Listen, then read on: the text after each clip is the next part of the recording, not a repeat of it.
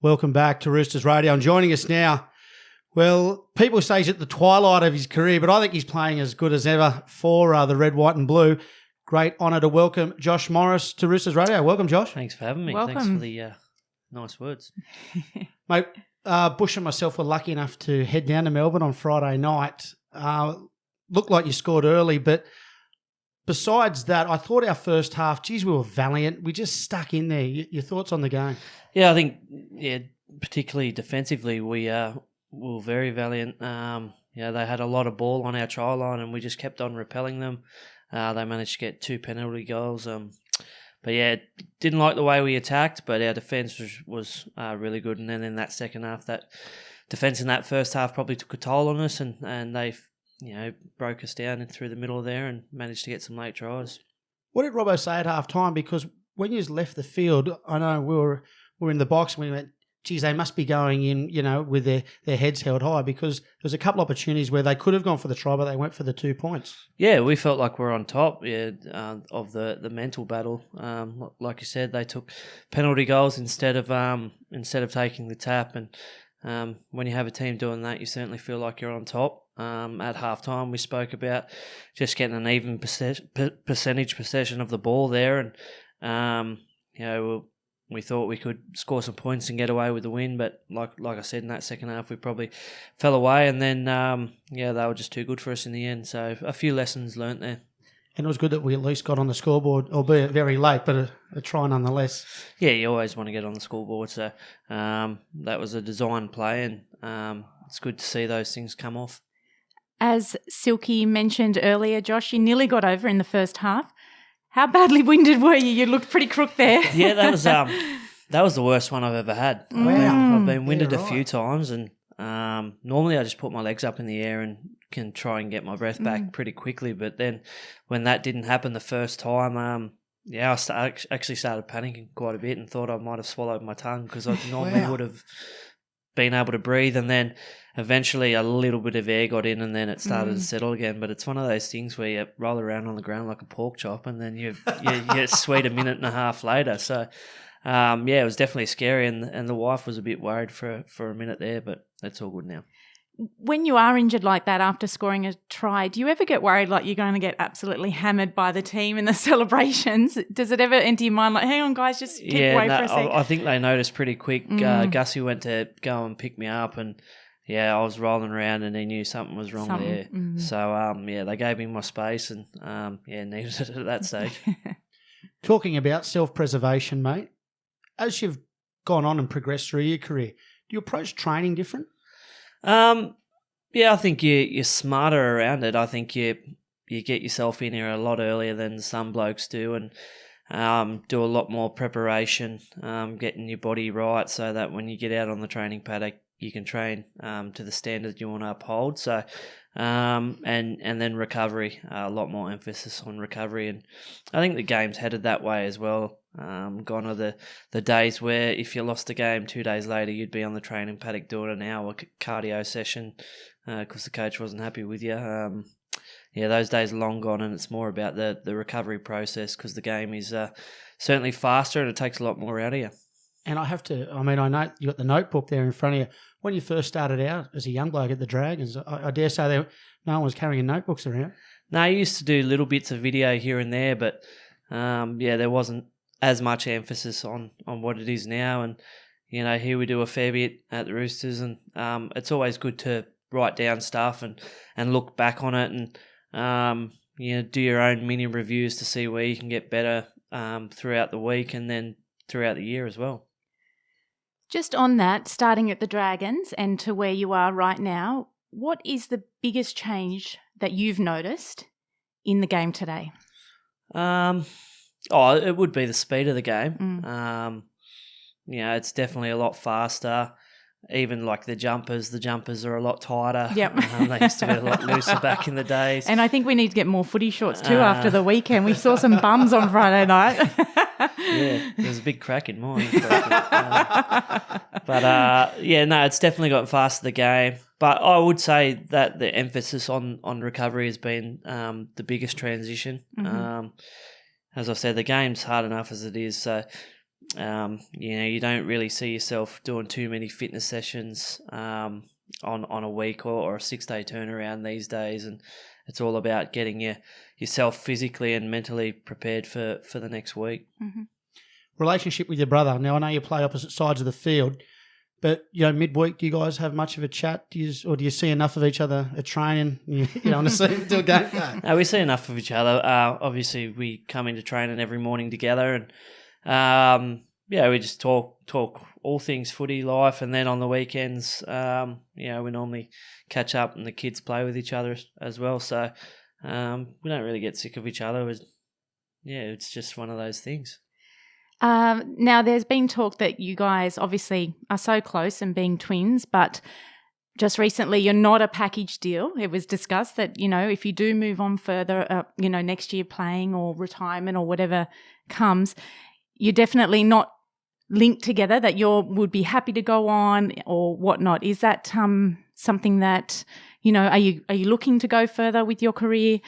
What happens if Brett says, I'm done, I'm going to hang the boots up this season? What are your thoughts? Oh, look, that's at the end of the day, it's both of our decisions. We both got families, and if we both feel like we're ready to give up football and spend more time with our family, we'll definitely do that. But I think we both said that we'll probably make a decision halfway through the season, see how our bodies are feeling physically and mentally, where our headspace is at with it, whether or not we think we can play on another year. But yeah, I guess it's just that old cliche at the moment. It's just enjoying it week for week and going out there and trying our best week in, week out, and trying to do the jumper some justice. Away from footy, you talked about, what happens after football, but I believe you're studying carpentry. How do you go with the nail bag and the hammering toe? There's parts of it that are challenging, and sometimes it takes a bit to get my head around it, obviously, because we're not on the side every day. So, but the teachers there at Guy TAFE have been really good with us, and it's been really enjoyable. We're in our third year now, so we've got 3 more terms left, and then we'll have to go on site and then eventually become fully qualified carpenters. So it's been really good. It's a good balance. It helps you take your mind off footy as well, and I find it helps you play better. So, I tell all the young kids these days, education's probably one of the most important things for your footy. It's about having a good balance, and you typically see that players do play better when they've got an outlet rather than just thinking about football all the time. I've got to ask, we interviewed Lindsay Collins the other week, who I think he's in his 7th year of his carpentry apprenticeship, but he's also studying at university. Is university something you looked at as well? And the other part of that question is, do you think Lindsay Collins could graduate university? If it's taken him 7 years. No, I think he's enjoying it, and I think he's only just started at the uni. But yeah, he said he's really enjoying that. So you wouldn't be. So I actually went to uni fresh out of school. I was doing my PE teaching degree, but at that stage, they weren't as accommodating as what they are now to athletes, and it was kind of a decision whether you either choose uni or you choose football. So at that stage in my life, football was more important than uni. So I managed to do nearly half of a PE teaching degree, but I'm not sure if I'd go back to that. Mate, since you've been at the club, and we've lost a few of our leaders in, Luke Keary, friend of you, of course. I know the boys tell me that you and your brother have stepped into that leadership role. How are you enjoying that? Yeah, look, it's one of those things as you get older, you just kind of fall into, and for the last probably 3 or 4 years, it's been more enjoying mentoring young players and just trying to help them out, and try and de-stress them a bit. As I said, like when you're young, sometimes football can be the only thing you think about. So it's about trying and help them and mentor them along the way, and try and get them to play their best footy as well. So I really enjoy that side of the game as well now that I've been a bit older. And who were the mentors that you had coming through the grades? I was lucky enough. Paul McGregor was at the Dragons. He was the strength and conditioning coach, but he took me under his wing and taught me a lot of things when I was coming through. And then at the Bulldogs, I was lucky enough to have blokes like Luke Patton, Andrew Ryan, who took me under their wing as well, and Brett Cornwally. So, those types of blokes, they'd done everything. They'd played for their countries and state. And, you just listen to them and take little bits of advice here and there. And then as you get older, you kind of do the same to the young fellas. So, Josh, with your carpentry and your full-time football career, you have a beautiful family at home as well. You have a son and a daughter. What do you like doing off the field when you're not doing your carpentry studies and when you're not playing football? Just spending time with them. I love it when they come to the football. Callie is 3 years old and she loves cheering out, "Go the Roosters!" So, that's a bit cute. She knows some of the boys in the team as well, so she really gets a kick out of coming. And the little fella, seeing him in the sheds after the games, he's pretty tired, but when he sees me, his face lights up. And those are some of the memories that I'll remember. But away from that, it's just spending time with the family, and Brett's not far down the road either, so whenever our kids can hang out together, it's pretty cool. So you have your little boy's 1. Yep. Any more to come? We're just put you on the spot. We're deciding at this stage. We kind of thought we'd have 4, and then we had 1, and it's got straight down to 3, and now we've had 2. But Callie has already said to my wife Elise that she wants a sister. So there we go. I think we'll be leaning to having 1 more, yes. And then but hopefully it's not twins or anything like that. Hey, Josh, just a quick one from me. I was actually the ball boy when your old man was playing at the Roosters in the late 80s. You just talked about your son and going in the dressing room. Have you got any memories being a young bloke with you and your brother going into be at the SCG or Henson Park or anything like that?